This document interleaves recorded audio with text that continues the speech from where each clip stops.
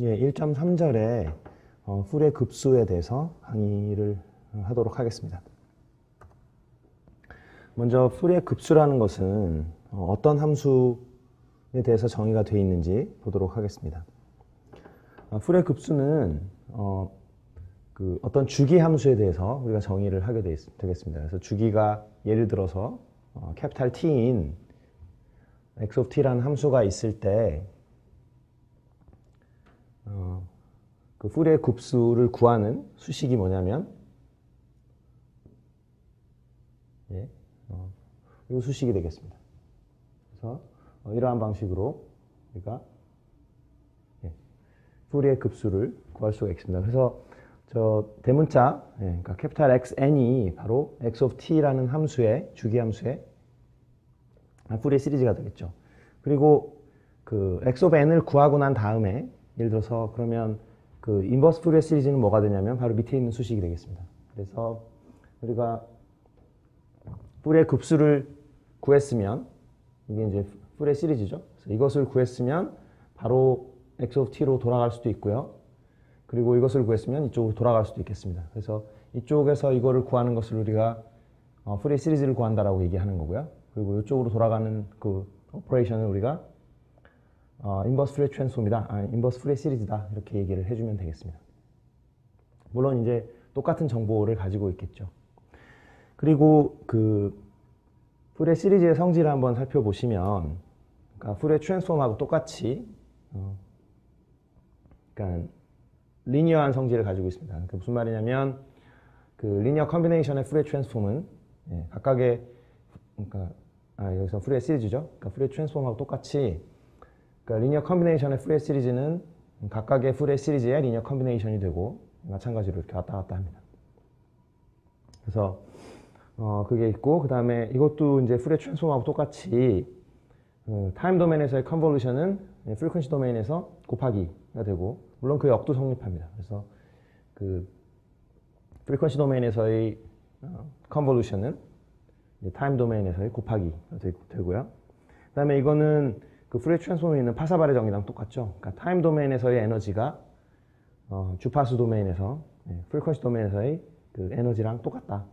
그래서 그런 그 풀의 트랜스폼에서 우리가 성립하던 많은 성질들이 그러니까 풀의 시리즈에서도 그대로 성립하는 걸 볼 수 있습니다. 그래서 이거는 이제 중요한 예제 중에 하나인데요. 그래서 이 함수 매우 중요한 예제 중에 하나인데 보시면 매우 중요한 예제 중에 하나가 이거죠. 이것을 우리가 임펄스가 쭉 지금 있는 이 함수를 우리가 임펄스 체인이라고 하죠. 그래서 이제 뭐 그림을 그린다면은 그러니까 여기가 시간이 되겠고 이렇게 계속 그러니까 대문자 t마다 캐피탈 t마다 이렇게 디렉의 델타 펑션이 쭉 있는 그런 함수를 우리가 임펄스 체인이라고 한다고 했었죠. 그래서 이 임펄스 체인은 임펄스 체인의 그 풀의 급수를 구하는 것이 이제 매우 중요한데, 왜냐하면 그 임펄스 체인을 보면은 일단 주기 함수죠, 그렇죠? 주기 함수라서 이것을 바로 그러니까 풀의 트랜스폼을 하기가 어려워요. 그래서 먼저 그 풀의 시리즈를 구한 다음에 그 다음에 이제 풀의 트랜스폼을 구하게 되는데, 이제 그 과정에서 가장 중요한 스텝이 뭐가 되냐면 풀의 시리즈를 구하는 것이 됩니다. 그래서 이 임펄스 체인을 보면은 이제 t마다 이렇게 그 디렉의 델타 펑션이 반복되는 형태를 갖게 되는데요. 그러니까 주기가 t니까 구간은 뭐 아무렇게나 잡으면 됩니다. 그러니까 어디서 시작하던 간에 t라는 길이로 잡아주면 되니까 편의상 이렇게 잡을게요. 그래서 편의상 이 구간으로 잡아주면 우리가 풀의 급수를 이렇게 수식에 대입해서 구할 수가 있습니다. 근데 이거는 어차피 한 주기만 잡으면은 어차피 디렉의 델타 펑션 하나니까 당연히 그러니까 풀의 시리즈는 이렇게 상수로 나오겠죠. 그래서 왜냐하면 뭐 타임 도메인에서 델타는 프리퀀시 도메인에서 상수가 되니까 이렇게 해서 우리가 그 임펄스 체인에 풀의 시리즈를 구해라 라는 문제는 이제 정답이 이렇게 t분의 1 이렇게 나오는 게 정답이 되겠습니다. 다음으로 살펴볼 것은 선형 시불변 시스템, 그러니까 리니어 타임 인베리언트 시스템에 대한 거가 되겠습니다. 그래서 LTI 시스템이 뭐냐면, 그래서 줄여서 이걸 LTI 시스템이라고 하는데, 리니어 타임 인베리언트 시스템을 얘기하는 거죠. 근데 그러면 리니어 시스템은 뭐냐면, 그 전 시간에 말씀드렸듯이 어떤 그 리니어 컨비네이션의 아웃풋이 각각의 아웃풋에 같은 개수의 리니어 컨비네이션이 될 때 우리가 그러한 시스템을 선형 시스템이라고 얘기를 합니다. 그리고 그 타임 인베리언트 시스템, 즉 시간에 따라서 변하지 않는다라는 것은 인풋이 어떻게 딜레이 됐을 때, T0만큼 딜레이 된 인풋이 가해졌을 때 아웃풋이 그 이전 아웃풋이 똑같이 T0만큼 딜레이 돼서 나온다면은 그것을 우리가 시불변 시스템이라고 하죠.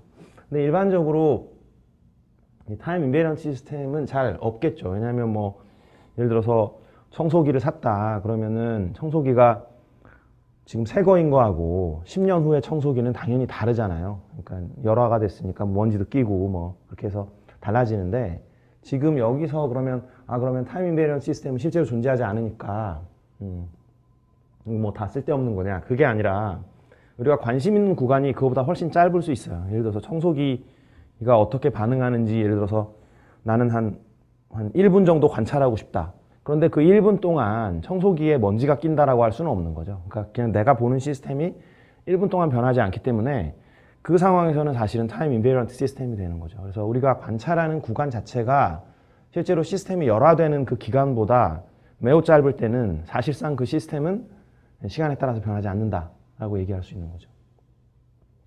사실은 선형 시스템도 비슷한 겁니다. 그러니까 실제로 어떤 시스템들은 대부분 그 입출력 간의 관계가 이렇게 되는 경우가 굉장히 많아요. 이렇게 휘어지는 경우가. 그러면 보시다시피 이건 곡선이니까 선형이 전혀 아니죠. 그러면 이걸 선형 시스템으로 분석을 할 수 있냐. 근데 많은 경우에 그 선형 시스템으로 분석을 하죠. 어떻게 하냐면 인풋의 크기가, 이건 좀 너무 큰데요. 너무 굉장히 작을 때, 인풋이 이렇게 작게 들어오면 이 점에서만 왔다 갔다 해요. 그러면 요게 사실상 이런 시스템이라고 라인이라고 생각해도 별 무리가 없겠습니다. 그래서 전체 시스템은 non-linear 시스템, 즉 비선형 시스템이지만 인풋의 레인지가 굉장히 작아서 어떤 로컬 스트럭처만 우리가 봤을 때는 그 로컬 스트럭처 자체는 선형 시스템이라고 볼 수 있는 경우가 많아요. 그래서 왜냐하면 non-linear 시스템은 수학적으로 다루기가 매우 까다롭기 때문에, 그래서 우리가 많은 경우에 LTI 시스템을 가정하고 시스템을 분석을 하고 뭐 그런 분석들이 성공한 경우가 많죠. 그래서 많은 그 결과들을 내고 있고요. 그 다음에 우리가 임펄스 리스폰스라는 게 있습니다. 그러니까 임펄스 리스폰스라는 건 뭐냐면 시스템에 어떤 딜에게 델타 펑션을 가했을 때 그때의 아웃풋, 그것을 우리가 임펄스 리스폰스다 이렇게 얘기를 합니다. 그래서 이거는 뭐냐면은 LTI 시스템의 출력이 임의의 어떤 신호가 들어갔을 때, X of T라는 입력 신호가 들어갔을 때 어떻게 되는지를 보여주고 있어요. 그래서 결론을 먼저 말씀드리면 LTI 시스템에서의 출력은 입력 신호와 그 임펄스 리스폰스 간의 컨볼루션이 됩니다. 그래서 입력 신호와 임펄스 리스폰스와의 컨볼루션이 LTI 시스템에 출력이 되는데, 이제 그 이유에 대해서 수식을 이제 유도한 겁니다. 그래서 딜에게 델타 펑션의 그 shifting property라고 하죠. 그래서 이렇게 인풋에 있는 걸 이렇게 뽑아낼 수 있는데, 그러니까 인풋이 예를 들어서 입력 신호가 뭐 이렇게 생겼다. 그러면은 입력 신호가 요것도 입력 신호고, 요것도 입력 신호고, 요것도 입력 신호고, 요것도 입력 신호고, 요것도 입력 신호죠. 근데 요것에 대한 효과, 요것에 대한 효과, 각각에 대한 효과를 다 합치면은 당연히 그게 시스템에 출력이 되겠죠. 그래서 그런데 요거만 이렇게 하나 딱 우리가 뽑아내려면은 뭘 사용하는 거냐면 바로 딜에게 델타 펑션을 사용하는 거예요. 그래서 딜에게 델타 펑션을 곱하면은 여기만 딱 이렇게 우리가 뽑아낼 수 있죠. 그래서 그걸 이용한 수식입니다. 그래서 x of t, y of t는 어떤 x of t 아웃풋이니까 h of x of t가 되는 거고, 그리고 이 인풋 시그널은 이렇게 우리가 쓸 수가 있고, 그 다음에 뭐 그 h를 이 안에 집어넣을 수 있는 이유는 h가 리니어 시스템이니까 합의 아웃풋은 각각의 아웃풋의 합 뭐 이렇게 되니까요. 그래서 여기가 요거를 정적분이니까 리미트 시그마로 생각을 하시면 요거 h가 안으로 이렇게 들어가도 상관없어요. 그래서 먼저 시스템을 통과한 다음에 합이나 합한 다음에 시스템을 통과시키나 마찬가지니까. 왜냐하면 h가 리니어 시스템이기 때문에. 그래서 요 수식이 되고, 그 다음에 이제 요게 튀어나오는 이유는 이것도 마찬가지죠. h라는 시스템이 리니어이기 때문에 상수배를 한 다음에 아웃풋을 먼저 구한 다음에 상수배랑 마찬가지예요. 그래서 이렇게 되고, 그 다음에 요거 델타의 이 타우만큼 딜레이한 것의 아웃풋이 이 원래 임펄스 리스폰스에 딜레이한 것이 되는 이유는 이 h라는 시스템이 타임 인베리언트 시스템이기 때문입니다. 그래서 이런 수식이 나오고, 이것은 by definition 그 x of t와 h of t의 컨볼루션이 되겠죠. 그 다음에 계속해서 이제 임펄스 리스폰스를 얘기를 하고 있는데요. 그래서 이제 결론이죠. 그래서 어떤 그 연속 시간 continuous time LTI 시스템에서의 어떤 아웃풋은 인풋 시그널과 임펄스 리스폰스 간의 컨볼루션이다. 이게 나오고요. 그 다음에 이건 이제 discrete time 시스템입니다. discrete time 시스템이니까 이게 그 독립 변수가 이제 t가 아니라 여기는 n이 되겠죠. 타임을 나타내는 것이. 근데 그때도 이제 비슷한 수식이 써진다. 그래서 그 continuous 시스템이니까 이제 타임이 continuous 하니까 이제 여기서는 정적분이 나온 거고, 여기서는 discrete time 시스템이니까 그 sum이 나온 겁니다. 그래서 뭐 다른 거는 다 비슷하게 생겼고, 근데 여기서 하나 주의 깊게 봐야 될 게 impulse response라는 것이, 그러니까 discrete time의 impulse response는 디렉의 델타 펑션이 아니라 이렇게 생긴 함수입니다. 그러니까 이게 크로네커 델타 펑션이라고 하는데, 그러니까 값이 무한대가 아니에요. 중요한 거는. 그러니까 n이 0일 때의 값이 디렉의 델타 펑션은 무한대가 되는데, 그렇죠? 적분하면 1이 되는 건데, 이거는 값 자체가 1이다. 이거를 주의 깊게 보시면 되겠습니다. 그래서 그 LTI 시스템의 입력 신호가 x of t이고 impulse response가 h of t일 때 출력 신호를 구해라 라고 하면은, 아까 말씀드렸듯이 출력 신호는 입력 신호하고 impulse response의 컨볼루션이 되니까요. 그래서 컨볼루션이 되니까 이렇게 적어주면 되고, 여기서 이게 된다라는 건 굉장히 쉽겠죠. 왜냐하면 델타가 들어간 적분은 이 델타가 언제, 이 델타 안에 들어가 있는 것이 언제 0이 되는지 보면 되는데, 지금 타우가 계속 움직이고 있죠. 타우가 언제 이 안에 게 0이 되냐면, 타우가, 그러니까 여기가 언제 0이 되는지만 보면 되는데, 타우가 t-3일 때 정확히 0이 되죠. 그러니까 여기 그 타우 대신에 t-3을 대입해 주면은 바로 정답이 나오겠습니다. 뭐 비슷하게 해주면 되겠죠. 그래서 이것도 뭐 똑같은 거니까요.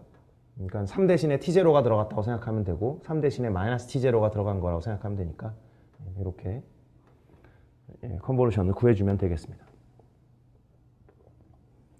그 다음에 그 frequency response라는 말이 있어요. 주파수 응답이라는 게 있는데, 그건 뭐냐면 어떤 시스템의 impulse response의 그 Fourier transform, 그것을 우리가 그 어떤 시스템의 주파수 응답이다. 그러니까 frequency response라고 합니다.